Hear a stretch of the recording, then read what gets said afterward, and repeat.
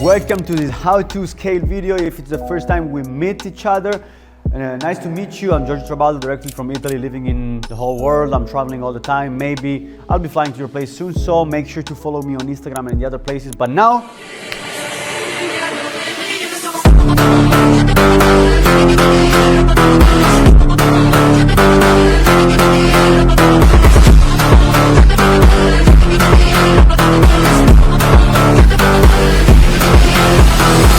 this is the fucking life.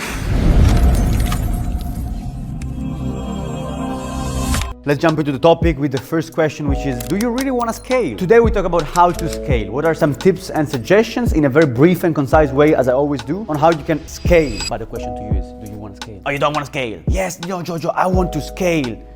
How big you want to scale? What do you mean by scaling? How fast? With who? Same people you have today? What other parts of the team you're missing? I don't know the industry you're in, but definitely every industry shares the same kind of pattern. So many people want to achieve things, but they don't even know what they want to achieve. Why?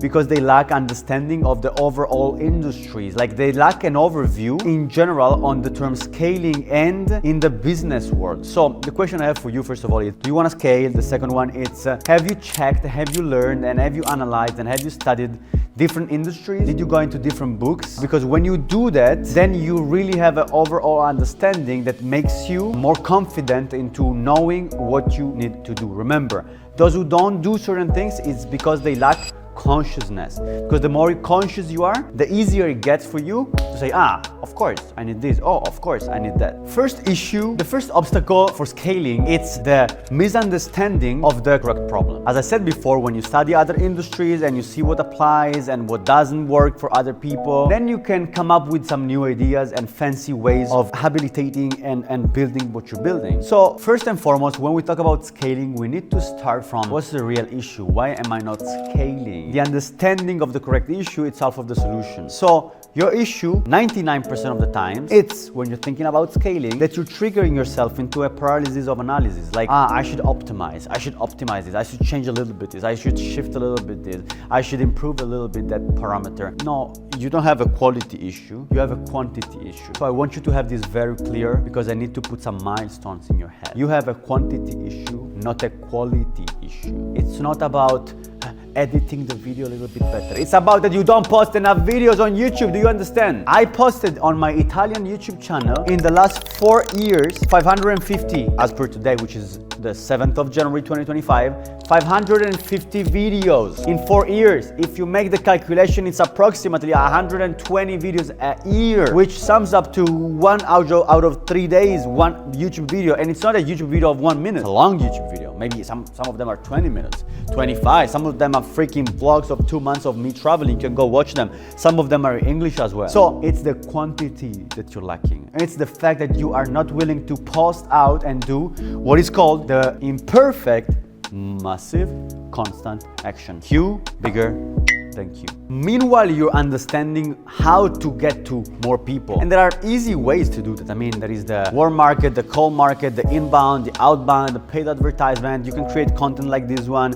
You can go through word of mouth advertisement. I mean, there are different ways on how you can get to new people. Meanwhile, you're understanding how to get in front of new people, how to expose your service or product in front of new people. And that is not, by the way, so many ways to do that. I mean, there is the outreach, the inbound ways, where they contact you, the cold market, the warm market, the content, the paid advertisement. Write them down. I mean, 1, 2, 3, 4, 5, which one I'm doing, which one I'm not doing, what's the niche I'm not in that I should be getting in. Write down, because you will understand you're missing quantity and you are like, I don't know where to get all these leads. It's easy. I mean, there's LinkedIn, there's YouTube, there's Telegram, there's TikTok, there's Instagram. Where are you lacking? What are you missing out? Anyways, with that being said, the second point about scaling is simplicity.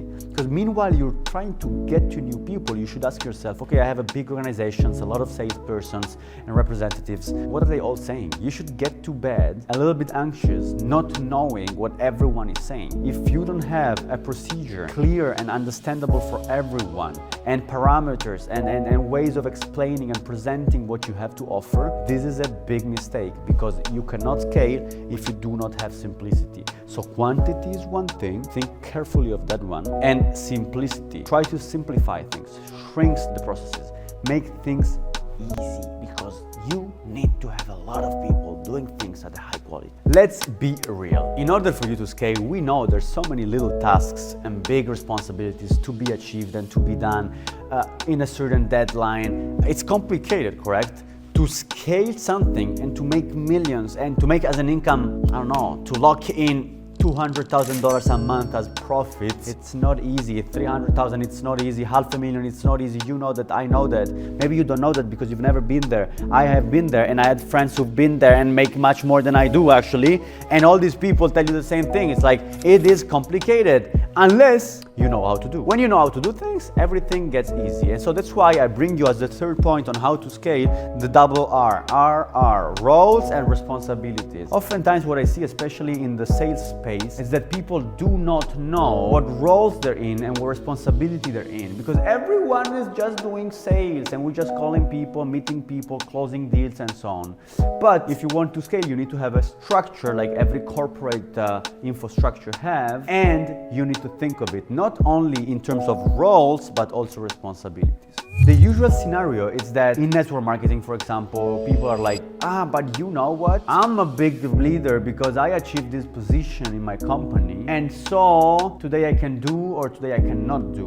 Upon the mood I wake up. You cannot scale like that. If you want to really have an infrastructure, what you need is that every role has a responsibility. You cannot have a role if you don't take personally some responsibilities, which means, you want to go on stage, my baby? Oh, you can go on stage, but before you go on stage, you need to be doing some things. You need to also take some responsibilities, because unfortunately in our team, we do not give roles without responsibility. Do you like that? I mean, this is the way you, not only you, but you and your leaders should agree upon. Agree that every role, every flyer, every face that we put on a freaking stage, everyone who wants to have a certain space and recognition also brings home some responsibilities, baby, because this is how we roll in the mature and entrepreneurial world in order for us to scale. God bless you guys. Let me know in the comments if you like this content, if it's helpful, if especially you find something applicable to your life, because that's what I want. I want that you really improve. I don't want to do fancy, cool videos that you don't apply. I'm here to help you, support you, build your business globally like I'm doing. So let's get in contact and let's make your life a better life and your business a better one.